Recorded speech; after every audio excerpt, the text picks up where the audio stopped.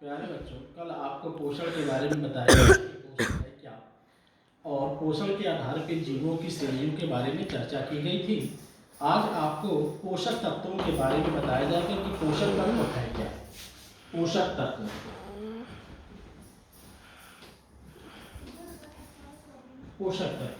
पोषक तत्व का तात्पर्य ऐसे भोजन से होता है जो शरीर के अंदर जाके शरीर के विभिन्न कार्यों को पूरा करे, जैसे शरीर के अंदर नई कोशिकाओं का विकास करे, रोगों से लड़ने की क्षमता का विकास करे, साथ ही साथ टूटी फूटी कोशिकाओं की मरम्मत करे।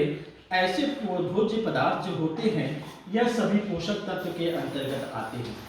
पोषक तत्व देखा जाए तो पोषक तत्व जो होते हैं 5 तरह के होते हैं। सबसे पहला जो पोषक तत्व होता है उसे कार्बोहाइड्रेट्स की संज्ञा देते हैं। दूसरा जो होता है उसे वसा कहते हैं।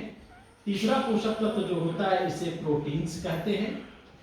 चौथा पोषक तत्व जो होता है इसे विटामिन्स कहते हैं और पांचवा जो होता है इसे खनिज तत्व कहते हैं। यह 5 प्रकार के पोषक तत्व होते हैं। कार्य के आधार पर पोषक तत्वों को 3 श्रेणियों में बांटा जाता है। अगर देखा जाए पोषक तत्वों को तो शरीर के अंदर जो कार्य करते हैं इस कार्य के आधार पे इन्हें 3 श्रेणियों में बांटा जाता है। सबसे पहली जो श्रेणी होती है ऊर्जा प्रदान करने वाली श्रेणी होती है।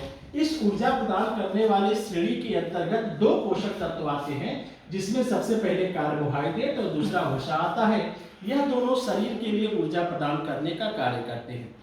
दूसरा जो कार्य के आधार पर वर्गीकरण है वह है शारीरिक विकास के लिए। तो शारीरिक विकास के लिए जरूरी क्या होता है? तो शारीरिक विकास के लिए जरूरी होता है प्रोटीन। तो प्रोटीन शरीर के अंदर शारीरिक विकास करता है। तीसरा जो कार्य के आधार पर वर्गीकरण है रोगों से लड़ने की क्षमता उत्पन्न करना। लड़ने की क्षमता,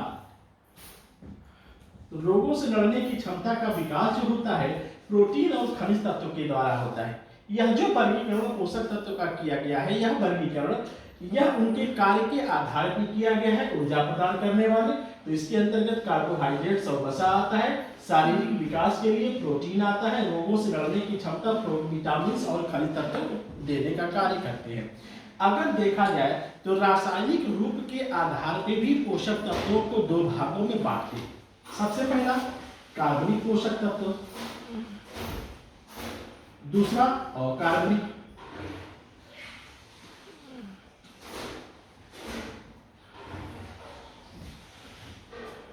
पोषक तत्व, अब हम यह जाने कि कार्बनिक और अकार्बनिक पोषक तत्व का तात्पर्य क्या होता है। कार्बनिक पोषक तत्व का तात्पर्य होता है ऐसे भोज्य पदार्थ जिसमें कार्बन की उपस्थिति अनिवार्य होती है, कार्बनिक भोज्य पदार्थ कहलाते हैं।